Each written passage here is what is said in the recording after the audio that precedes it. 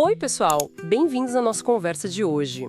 A gente vai explorar aqui alguns pontos do primeiro capítulo do livro O Tratado da Morfia, do Marcos Dias. É um material que traz uma visão teológica bem específica, né? O Deus em morfe. Exato.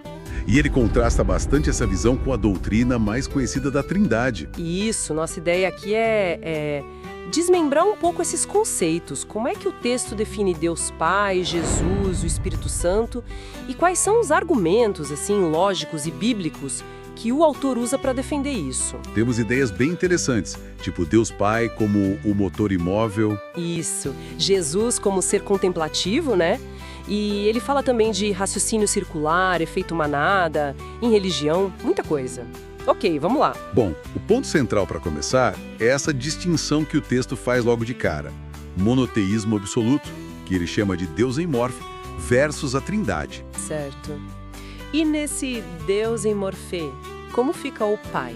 O Pai, YHW, que o autor até sugere pronunciar Hashem, é o único Deus absoluto. Ele é tipo autoexistente, o ser necessário, sabe? A causa primeira. Ou, usando o termo filosófico que você mencionou, o motor imóvel. A fonte original de tudo, que não foi gerada. Entendi. Exatamente. Ingerado. Ok. E Jesus, o Filho, como ele se encaixa nisso? Ele não é Deus também, nessa visão? Então, Jesus é descrito como o Filho gerado, não criado. Veja bem, mas gerado. Ele procede do Pai no movimento que o livro chama de egresso. Gerado, não criado e egresso. O que significa isso, exatamente? Significa que ele vem do Pai. Ele é o verbo, a expressão da vontade, da razão do Pai. Mas é ontologicamente distinto dele. Aí entra aquele conceito do ser contemplativo. Que seria? A ideia é que Jesus reflete, assim, perfeitamente a divindade do Pai. Mas a existência dele, a própria divindade dele, deriva do Pai. Ele depende do Pai. Ah, entendi. Uma divindade derivada, então. Isso. Ele seria a causa meta-eficiente segunda. Tipo, o agente através de quem o Pai criou tudo ex nihilo, do nada. O autor usa textos como Hebreus 1, verso 3 e João 17.3 para apoiar essa ideia de derivação. E a palavra gerado? Porque tem passagens como Salmo 2.7, Hebreus 1 de novo. Como ele interpreta isso? O livro argumenta que geração tem um duplo sentido aí. Um sentido literal, falando da origem dele vindo do Pai, e um sentido metafórico, ligado mais à coroação, à exaltação dele como rei messiânico, sabe? Cumprindo a promessa a Davi. Não é criar do zero, é proceder do ser do Pai. Ok, fechou. Pai como fonte absoluta, Filho como expressão gerada, dependente. E o Espírito Santo?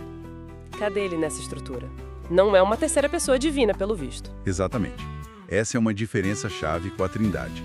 O Espírito Santo aqui não é uma pessoa distinta. É mais como a emanação, a presença ativa, a ação de Deus do Pai, no caso, mas agindo através do Filho. Uma força ou presença divina em ação, que vem do Pai e passa pelo Filho. Isso, manifestada desde a criação e depois. E como ele defende isso com a Bíblia? Porque a gente está acostumado a ver o Espírito Santo agindo de forma bem pessoal em muitos textos, né? Sim, mas ele aponta para passagens onde Deus ou Senhor e Espírito parecem ser usados de forma intercambiável. Tipo 2 Coríntios 3,17. Ora, o Senhor é o Espírito. Ah, sim, conheço essa passagem. Ele também compara textos paralelos, sabe? Salmo 95 com Hebreus 3, Isaías 6 com Atos 28, argumentando que mostram o Espírito sendo a voz ou a ação do próprio Deus Pai, não uma entidade separada. Cita também Gálatas 4:6, 1 Pedro 1. Entendi a lógica. Com essa base do Deus em morfe montada, imagino que agora venham as críticas à Trindade, certo? Quais são as principais? Correto. A crítica principal é sobre a origem da doutrina. O autor argumenta que a Trindade, como a gente conhece, formulada lá no Credo Niceno, por exemplo, Sim. seria um desenvolvimento filosófico que veio depois da Bíblia, não algo que está explícito lá. Outro ponto é um questionamento lógico sobre a úsia. Úsia. O que seria isso e qual o problema que ele vê? Úsia é a palavra grega para essência ou substância divina. Na Trindade, as três pessoas compartilham essa mesma úsia, né? Certo. O autor questiona como essa essência pode existir, tipo, como algo meio abstrato, separado das próprias pessoas. Ele acha isso um conceito filosófico meio complicado, que não bate com o pensamento bíblico original. Entendi. Uma crítica à base filosófica. Que mais? Ele acusa a argumentação trinitária de usar um raciocínio circular, uma petição de princípio. Circularidade. Como assim? Dá um exemplo. Ele usa Mateus 28:19, o batizando em nome do Pai, do Filho e do Espírito Santo. A crítica é, você já parte do princípio que a Trindade existe para dizer que esse texto prova a Trindade. Ah, usar a conclusão como premissa. Exato. Em vez de construir a doutrina a partir de textos claros, com um raciocínio lógico, tipo um silogismo válido, ele até contrasta com Mateus 17, na Transfiguração, onde aparecem Jesus, Moisés e Elias. Por que um grupo de três seria a Trindade e o outro não? Qual o critério bíblico claro para isso? Ele pergunta. Entendi a provocação. E ele cita outros textos bíblicos que, para ele, não se encaixariam bem na ideia de coigualdade da Trindade. Sim, vários. Marcos 13:32, quando Jesus diz que não sabe o dia nem a hora, só o Pai. Apocalipse 1:1, Jesus recebendo a revelação de Deus. Apocalipse 3:12, Jesus falando do meu Deus. Textos que indicam alguma subordinação ou limite, né? Isso. E outros que sugerem uma hierarquia, como 1 Coríntios 11:3. Deus é a cabeça de Cristo, ou 1 Coríntios 15, quando diz que no fim, o Filho vai se sujeitar ao Pai. Além dessa parte bíblica e lógica, ele entra em aspectos psicológicos para explicar a aceitação da Trindade. Entra sim. Ele menciona dois fenômenos. Primeiro, o efeito manada, baseado naquele experimento de Asch, sabe? Da conformidade social. Esse mesmo. A ideia de que as pessoas podem acabar aceitando uma crença só para pertencer ao grupo, sem analisar criticamente. E também o efeito Dunning-Kruger. Ah, aquele de superestimar o próprio conhecimento. Exato. Aplicado aqui, seria a tendência de defender com muita certeza doutrinas teológicas super complexas, mesmo sem ter um entendimento tão profundo assim. Só porque é o que sempre se ouviu. Interessante essa abordagem psicológica também. E para fechar o capítulo, qual a mensagem final do autor? O que ele propõe? Basicamente, é um chamado para a sinceridade, para o autoexame. Ele cita 2 Coríntios 13:5. Examinem-se a si mesmos. É um convite para questionar tradições que talvez não sejam tão bíblicas assim. Na visão dele, claro. Não se conformar, né? Isso, tipo Romanos 12:2. E priorizar agradar a Deus em vez dos homens, como diz Gálatas 1:10. Uau! Bastante coisa para processar. O que chama a atenção é como ele constrói o argumento, né? O Marcos Dias monta essa estrutura do Deus em morfe como um monoteísmo que ele considera absoluto. E aí, usa a lógica, a interpretação de textos específicos para questionar a Trindade, a crítica à circularidade, a ideia do Pai como um motor imóvel, o Filho como ser contemplativo, são peças centrais. Sim, e o que fica pra gente, então? Acho que essa análise mostra como o debate teológico é complexo, né? E levanta aquela questão, como o próprio autor sugere, sobre a importância de a gente realmente investigar as bases do que a gente acredita. Sem dúvida, desafia pensar como as ideias se formam e são aceitas. E pra gente pensar um pouco mais depois, fica aqui uma reflexão inspirada pelo texto. Até que ponto será que o conforto de pertencer a um grupo, ou talvez aquela confiança um pouco exagerada no que a gente acha que sabe, pode moldar o quanto a gente está aberto a analisar informações difíceis. Isso vale para teologia, mas para qualquer área, né? Uma ótima pergunta para finalizar. Fica aí para reflexão. Conheça a doutrina do Deus em morfe. Bem-vindos. Hoje a gente mergulha nos conceitos, assim, bem densos, né? Teológicos, filosóficos, tudo tirado do material do Marcos Dias. Nossa ideia é explorar um pouco as visões sobre Deus, sobre Cristo e um negócio que o texto chama de vãs filosofias. Oi! Acho ótimo a gente poder olhar para esses pontos de vista diferentes. Ajuda a enriquecer o entendimento, né?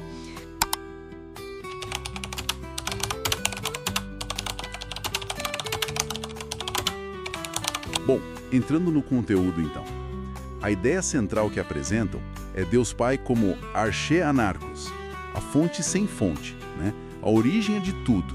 Exato. E o monoteísmo que descrevem é bem particular. Jesus, nessa visão, teria a essência divina vinda do Pai. Ele seria Deus em poder, em ação, mas não teria a essência por si mesmo, sabe? Como se recebesse do Pai. Citam até Apocalipse 1, verso 1.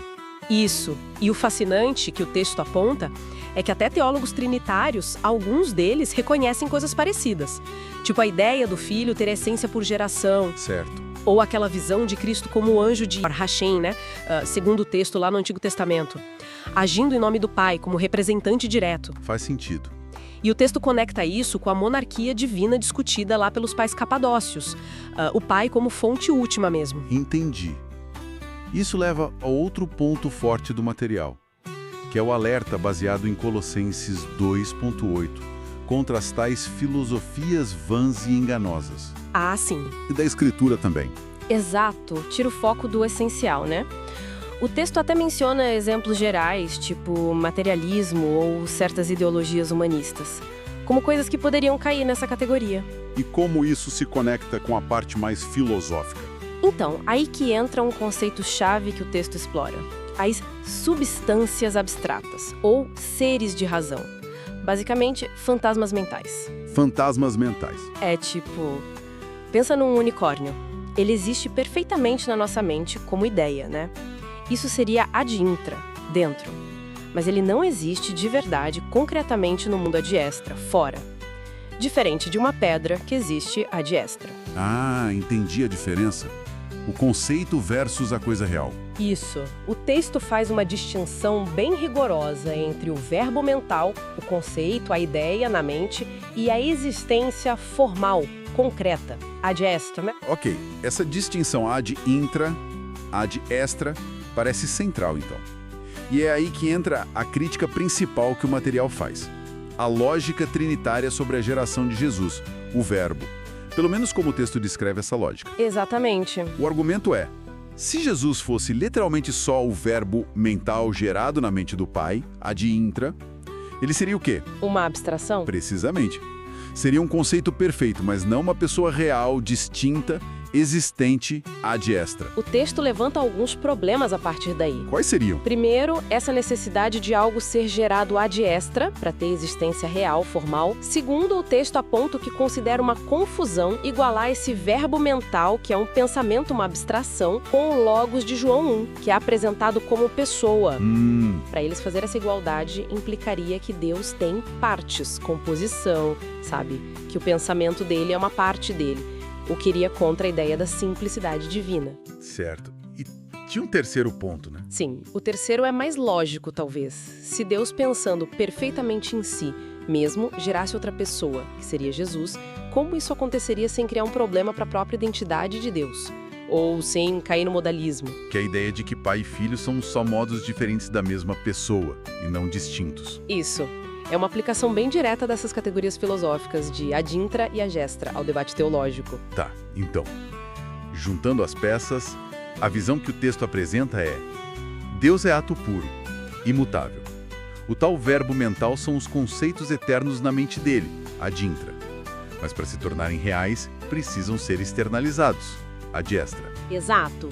E nessa visão, Jesus não seria a mente de Deus em si, mas a palavra, a Torá viva, que foi personificada e gerada ad extra. E como fica a criação nisso? O texto distingue tanto a criação e seres como nós, contingentes, quanto a geração de Jesus, que seria um ser único, contemplativo, começariam ad intra, como um conceito na mente divina, mas ambos precisariam dessa externalização ad extra para existir de fato. Ok, acho que deu para pegar a linha geral. Então, resumindo o que a gente viu desse material do Marcos Dias, a visão do Pai como fonte única, absoluta, Cristo sendo Deus em poder, derivado do Pai, o alerta sobre filosofias que não se baseiam nas Escrituras, e essa crítica metafísica forte sobre a geração do verbo, usando a ideia do ad intra versus ad extra. Exatamente.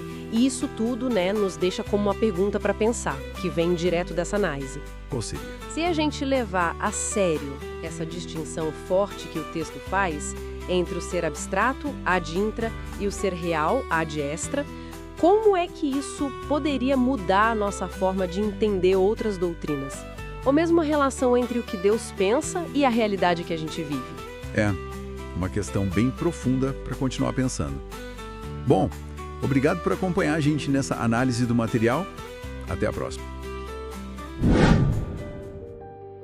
Oi, gente! Bem-vindos a mais uma exploração aqui no nosso espaço. Hoje a gente vai mergulhar fundo, numa análise histórica bem interessante do Marcos Dias. Isso aí. O foco é a origem de uma doutrina super central no cristianismo, a Trindade. Exato. A gente vai se basear nessa pesquisa histórico-patrística dele, olhando os escritos lá dos primeiros séculos, né? E a nossa missão aqui, digamos assim, é investigar a tese principal dessa análise. A ideia de que a Trindade, Pai, Filho e Espírito Santo, os três coiguais, coeternos, talvez não fosse a visão dominante lá no comecinho do cristianismo. Vamos dar uma olhada nisso? Vamos lá. Bom, para começar, a análise do Dias já chega com um argumento forte, né? Dizendo que a Trindade, como dogma fechadinho, formatado, seria algo mais tardio, principalmente lá do século IV. É por aí. Isso quer dizer que, nos primeiros séculos, a forma de entender a divindade era outra. Exatamente. A pesquisa dele indica que, antes do século IV, o cenário teológico era bem marcado pela supremacia absoluta do Pai. Ele era visto como a fonte única da divindade, sabe? Entendi. O Pai como a origem de tudo. Isso. E o Filho? Bom, embora divino, claro, ele era muitas vezes entendido num papel, digamos, subordinado. Tanto na função quanto na própria natureza ontologicamente falando. Isso. E o Espírito Santo nessa época? O Espírito Santo era frequentemente descrito mais como uma força, sabe? Um poder divino agindo no mundo.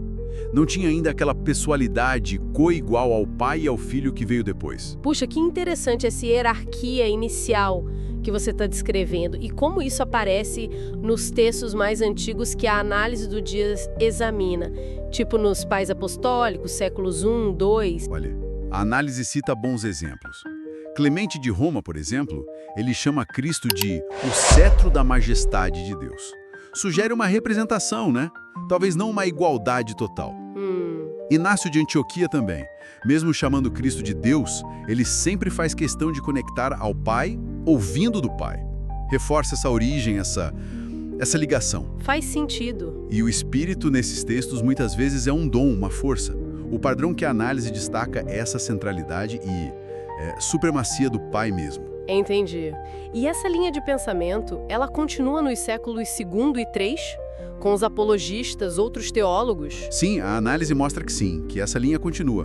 Justino Mártir, por exemplo, ele falava do Logos, a palavra, a razão divina, como um Deus gerado, distinto e, de certa forma, subordinado ao Deus ingênito, não gerado, que seria o Pai. Gerado versus ingênito, tá. Outro exemplo é Teófilo de Antioquia. Ele usou a palavra grega trias, que significa tríade. Só que, segundo a análise, ele usou para se referir a Deus, o Pai, seu Logos, a palavra, e sua Sofia, a sabedoria. Não eram três pessoas divinas coiguais, como a gente pensa hoje, entende? Entendi. Era uma tríade, mas com uma configuração diferente. Exato. Ok, aí a gente chega em Tertuliano, começo do século III. Figura famosa, né? Introduziu o termo latino trinitas, mas a análise do Dias argumenta que a trinitas dele não bate com a doutrina que veio depois. Como assim? Esse é um ponto central mesmo na análise. E ela faz um alerta importante contra o anacronismo, né? Que a gente pegar um termo antigo e ler com o significado de hoje. Tertuliano usou trinitas e também o termo persona. Para quê? Para combater o modalismo. Aquela ideia de que Pai, Filho e Espírito eram só modos ou máscaras do mesmo Deus, sem distinção real. Ele queria afirmar que eles eram distintos. Isso. Só que a estrutura que ele descreveu ainda era hierárquica. Ele chamava de monarquia divina vinda do Pai. O Pai era tota substância, a substância inteira. O Filho, uma derivatio e portio, quer dizer, uma derivação, uma porção dessa substância. E o Espírito, o tertium gradum, o terceiro em grau. É uma hierarquia bem clara. Então a palavra persona que ele usou e que depois virou chave não tinha o sentido que a gente dá hoje de pessoa, tipo um indivíduo com consciência própria. A análise do Dias, e ele se apoia em outros estudos, argumenta que não.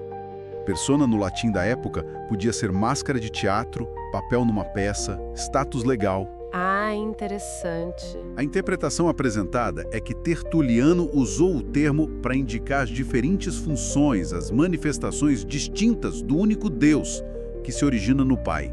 Não 3 centros de consciência coiguais, sabe? Essa distinção é super importante para o argumento de que a trindade coigual veio depois. A análise toca num outro ponto sobre Tertuliano, né? A ideia de que ele talvez visse o filho como tendo um começo no tempo enquanto filho, diferente do pai, que seria eterno.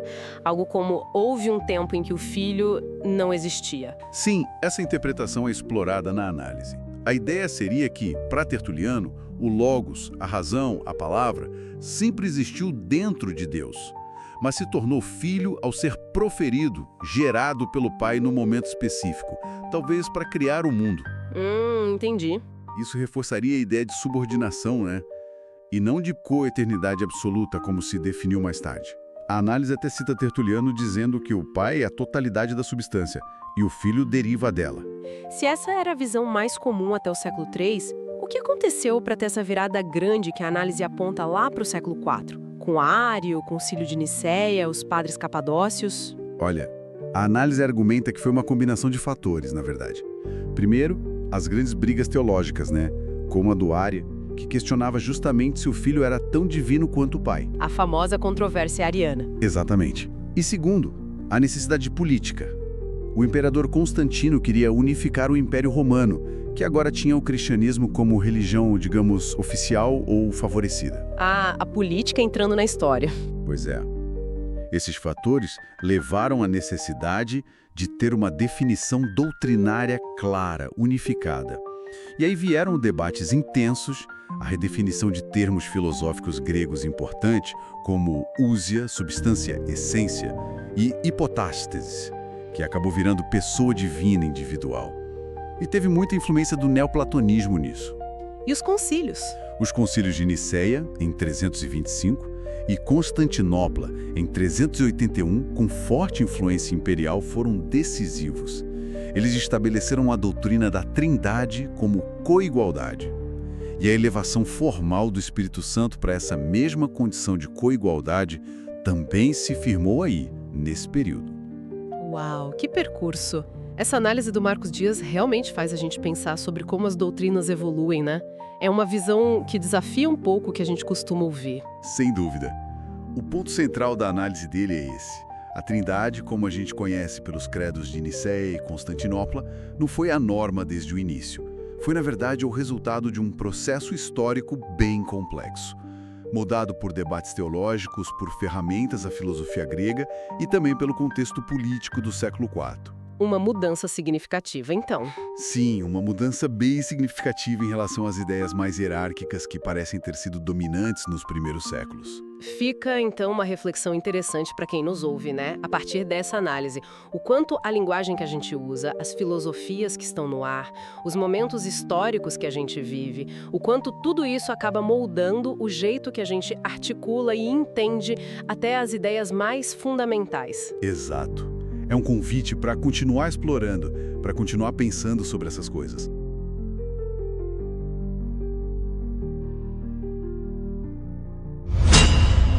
Nossa ideia aqui é entender melhor os conceitos principais sobre Deus, Jesus, o Espírito Santo, tudo como essa obra apresenta, né? Exatamente. É um texto que traz, assim, uma visão bem particular do monoteísmo bíblico. Ele meio que se contrapõe à visão mais conhecida, a trinitariana, sabe? Aquela ideia de 3 pessoas e tal. O autor busca apontar o que ele vê como limitações nessa visão tradicional. Vamos focar nos argumentos principais aqui. Certo, vamos lá então. A primeira proposição já começa forte. Há um só Deus, o Pai. E ele não seria tipo uma essência abstrata. Isso parece mirar direto na Trindade, né? Dizendo que ela meio que dilui a identidade pessoal de YH, o Pai. Cita até Deuteronômio e João para reforçar isso. Qual o impacto direto disso? O impacto é colocar o Pai como o único Deus, assim, no sentido absoluto, a fonte de tudo. Jesus, nessa visão, é o enviado máximo, chamado até de anjo de Yahvé. Ele age com a autoridade do Pai, total autoridade, mas é distinto e ontologicamente subordinado, ou seja, na sua natureza de ser mesmo. Ah, entendi. Não é só uma função, é a natureza dele. Isso. Ele recebe os atributos divinos por contemplar a glória do Pai, mas o Pai continua sendo a fonte, a origem de tudo. Entendido. E se o Pai é essa fonte suprema, transcendente, invisível, como ficam as aparições de Deus no Antigo Testamento? Aquelas histórias onde alguém vê Deus. Isso nos leva para a segunda proposição, certo? Exatamente, a segunda proposição vai nessa linha. O Pai, na sua essência, é invisível e inacessível. Como diz lá em João, né? Ninguém jamais viu a Deus. Então, quem foi visto, por exemplo, por Jacó, que disse ter visto Deus face a face, não seria o Pai em si. Seria quem, então? Seria o representante divino, o Filho, antes de encarnar. O texto o chama de Jesus em morfe. Morfe, a forma visível, né? Isso, a manifestação visível de Deus. Não o Pai diretamente na sua essência. Entendi. Usar morfe para o filho e agora, na terceira proposição, sugerir nous, tipo intelecto ou mente divina, para o pai em vez de pessoa. Nossa, é uma mudança grande de vocabulário teológico. Por que usar nous? Pois é, o autor busca um termo que, para ele, capta melhor essa ideia de transcendência do Pai. Um ser pessoal, consciente, mas sem as limitações que ele acha que o termo pessoa carrega. Ele argumenta que pessoa ganhou essa conotação teológica mais tarde, né? Com filósofos e tal. Nous seria tipo a mente suprema, a fonte. E Jesus continua central nesse esquema. Sim, sim. Jesus é a pedra de esquina estabelecida por YHW, que é o Pai, o Nous. Ele age como Deus em morfe. E invocar o nome de Jesus funciona justamente porque ele carrega a autoridade e o nome do Pai. Ok, então temos Pai como nous, a fonte invisível, Filho como morfe, a manifestação visível, e o Espírito Santo. Como ele entra nessa história? As proposições 4 e 5 falam disso, isso mesmo. A quarta define Jesus como aquele que manifesta os atributos do Pai. Ele é Deus em morfé, a expressão exata do ser do Pai, como diz Hebreus. E a quinta proposição trata do Espírito Santo, o Ruach ou Pneuma. Aqui, ele não é apresentado como uma terceira pessoa divina igual ao Pai e o Filho. Ah, não! E como ele é apresentado? Mas como o poder de Deus, a virtude, a presença ativa que emana de Deus. Foi esse Espírito que ungiu Jesus que habita nos crentes. Essa ideia do Espírito como poder, não pessoa, é bem diferente do tradicional. Como o autor justifica isso? Especialmente pensando na promessa do outro Consolador, lá em João. A interpretação que o texto dá é que o outro Consolador não seria uma terceira pessoa separada. Seria a própria presença de Cristo continuando com os discípulos, mas através do seu Espírito. É como uma extensão da obra da presença dele. O foco na ação divina que vem do Pai. Entendi. Isso parece conectar com a sexta proposição, né? Que amarra tudo de volta ao Pai como a fonte única de tudo, incluindo o Filho e o Espírito. Exatamente. Essa é a grande ênfase. O Pai é a fonte da vida, como diz João, o Pai concedeu ao Filho ter vida em si mesmo. É a fonte do poder. Das obras do Filho, o Filho nada pode fazer de si mesmo. Nessa visão, o Filho é gerado ad intra, dentro da divindade, antes da criação. E o Espírito procede como uma emanação do Pai. E a criação em si? A criação, que é ad extra, para fora da divindade, acontece através do Filho, mas pela virtude do Espírito. Estabelece uma ordem bem clara, de origem, sabe? Uma hierarquia. Certo.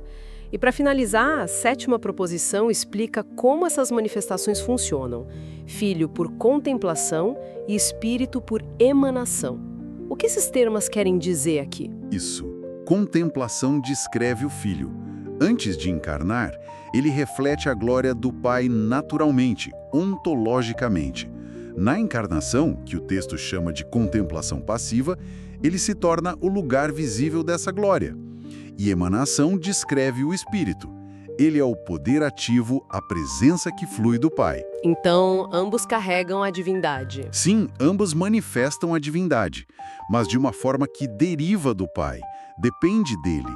O Pai é sempre a fonte única nessa perspectiva. Uau, é realmente uma construção teológica bem diferente, bem complexa, desafia muito as ideias mais comuns sobre a divindade.